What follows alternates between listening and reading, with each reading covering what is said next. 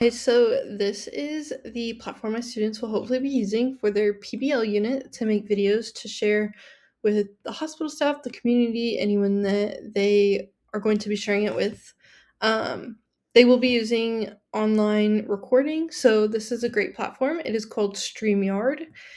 So this is the homepage. I'm already logged in, but they can just log in with their Google accounts. So you have options to do live streams, just regular video recordings, and on air webinars. These are subscriber only, so but they won't be using on air webinars. Live streams they also probably won't be using, but they are all options. You can see what streams and recordings you have. I started one earlier, but I will be doing a new one. There is a library of old ones, so you can see what you've worked on. If you are doing live streams, which they aren't, they can pick a destination. You can also add members, which is a great feature. It's set up very simple. They can change, light and dark mode. It's very simple. So students will be doing the recording section. So they will hit recording, add a title, and then they will hit enter studio, which will take them into the recording section. This is a wonderful area. Personally, I like it because it shows you how well their microphones are working, which I know microphone quality can be sometimes an issue. So I love that that's in there. You can choose where your recording is coming from, your microphone, and your speakers. You can add your name. So mine's already in there, but students can add in their own names, and then you can hit enter studio. This is a great start. So it starts you off blank. You're over here so you can see yourself, and then you can add yourself to the stage, which will put you up there. You can remove yourself, and it still shows that microphone quality, which is wonderful.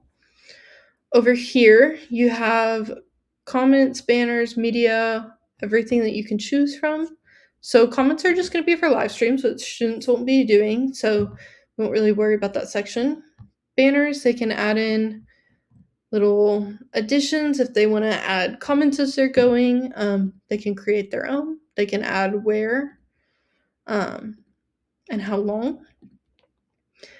There is media, so students can add in, which I think is great for elementary students, as they're not super tech savvy yet, but they are exploring creativity in the tech world, so they can add in little sections that they want. Q&A. If at the end they're going to do Q&As, they can plug that in. So to add it, you just click it, and to take it out, you just click it again.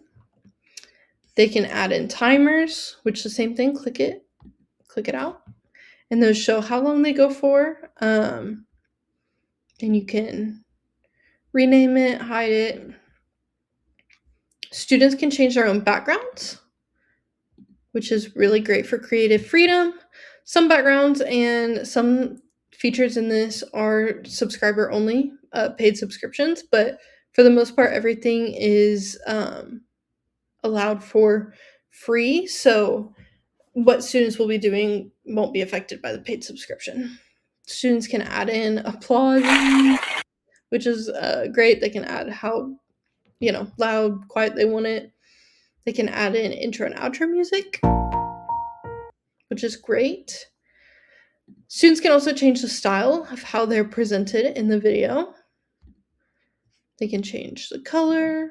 They can change what they want this to look like. I think this is great because it gives them options for how they want it to look, but they don't specifically have to go in and edit it themselves and change it themselves. They can just pick, which is great for elementary age.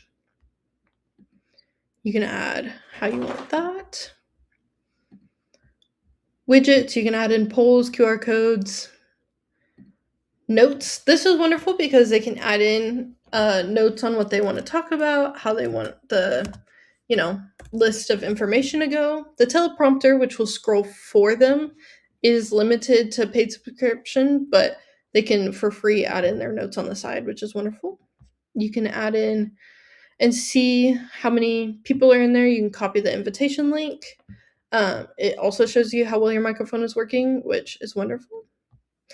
They can have chats and This just shows where your recordings are, and because I haven't started one, it's not in there yet. Another great feature is you can add in presentations. So students will be presenting and having a visual aid, so they can add in slides. They can add in an extra camera, video files, images. They can screen share, just like a screencast almost. And they can invite guests. So that's wonderful. For them, mostly, they'll be adding in slides. So this is wonderful because all you have to do is click it, hit add to stage, and there it is. They can click through. They can make this larger as they're recording or smaller to see what they're doing. They can click it, and if they want to stop recording and start recording, go to a specific section of their slides, that's possible. Once it gets to the end, while they're recording, they can just hit X and it will take it back to them, which is great. For the recording, all they have to do is hit record, and then it will start recording. They can add in all their media while they're doing it. It'll show you how long they're recording for. They can pause it, they can restart it, or they can just delete it, which is great because sometimes you need to break up the information and they don't want to lose their work, so pausing it is great. Also, if they hit end recording, it will stop it right there and it will take you to your recording. So if students need to work on something one day and then come back and do it again, their work is still there. And then to get out, they just hit leave studio, or they could hit return to dashboard, which is in there, and it will show you their recording library, which is wonderful. So yeah, I think it's a great platform for them, and this is what I will hopefully be using.